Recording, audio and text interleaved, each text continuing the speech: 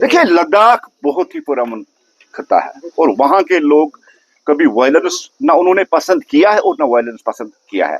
लेकिन जिस तरह से लद्दाख के हालात पिछले 2-3 दिन से बने हैं, उसके पीछे कहीं ना कहीं फॉरेन किसी ताकत का हाथ है। और सोनम वांगचुक जिनकी तकरीर से जिस तरह से उन्होंने मिसगाइड कर दिया और वहां वायलेंस क्रिएट हो गई है। और कल जब सीबीआई ने उनकी तहकीकात की है तो 9 में से जो 8 अकाउंट्स उनके हैं वो फर्जी पाए गए और करोड़ों रुपए की जो फंडिंग उन अकाउंट्स में हुई है, जहां से ट्रांसफर उनको पैसा किया गया है, इसके पीछे फॉरेन किसी कंट्री का हाथ है। वो भी एजेंसियां देख रही है। चाइना और पाकिस्तान का हाथ कितना इसके पीछे है वो भी इस एजेंसियां देख रही है। आपने देखा कि एमएचए के ऑफिशियल्स भी वहां पहुंचे और सीबीआई भी वहां पहुंची, वो भी इसकी तहकीकात कर रही। लेकिन ये जानबूझकर किया हुआ एटम है। जिस तरह से वहां नारे लगे हैं कि नेपाल के तर्ज पर या अरब के तर्ज पर हम एक यहाँ एहतजाज करके एक वायलेंस कोशिश करेंगे।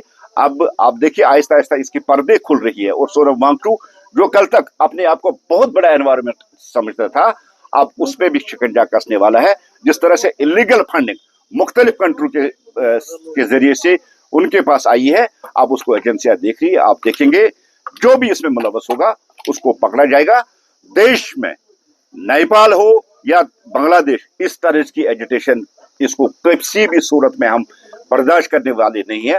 भारतीय जनता पार्टी वाली लेट जो गवर्नमेंट है उस हर एक अनासर को डिलीट करेगी, उसको अपने अंजाम तक पहुंचाएगी। जो लद्दाख जैसे पुरअमन खत्ते को जलाने की कोशिश करी, जिस तरह से कल वहां जो इंसिडेंट हुआ, जिससे वो वायलेंस हुआ, चाहे वो सीआरपीएफ की गाड़ियां हो, पुलिस की गाड़ियां हो, चाहे वो भारतीय जनता पार्टी का ऑफिस हो जिसको जलाने की कोशिश की है, ये फॉरेन जो एजेंसियां है कांग्रेस के थ्रू कर रहे हैं। आपने भी देखा और हम सब ने भी देखा, कांग्रेस का काउंसिलर इसको लीड कर रहा था, बांग्लादेश और नेपाल के तर्ज में हाथ में हथियार लेकर, जिसने भारतीय जनता पार्टी के ऑफिस को लगेगा। लेकिन ये याद रखिए, ये नरेंद्र मोदी जी वाला भारत है। इस भारत में वायलेंस के लिए जगह नहीं है।